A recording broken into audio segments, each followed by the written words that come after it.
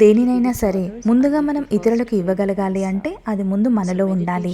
Meditation, meditation అనేది భగవంతుడితో మనం ఏర్పరచుకునే ఒక అందమైన పర్సనల్ రిలేషన్‌షిప్. అలాగే మనతో మనం కలిగి ఉండే ఒక అందమైన రిలేషన్‌షిప్. ఎప్పుడైతే ఈ 2 రిలేషన్‌షిప్స్ హార్మోనీగా, ఐకమత్యంగా ఉంటాయో అప్పుడు నా నుండి వెలువడే ప్రతి ఒక్క సంబంధం లేదా బంధం కూడా ఐకమత్యంగా ఉంటుంది. అది ఈవెన్ బంధువులతో కానీ, నేచర్‌తో కానీ లేదా మనము ప్రతిరోజు వాడుకునే వస్తువులతో కానీ, మన నుండి బయటకి వెలువడే సంబంధాలన్నీ కూడా పర్ఫెక్ట్‌గా ఉంటాయి. ఎందుకంటే నేను ఇన్‌సైడ్ పర్ఫెక్ట్‌గా ఉన్నాను.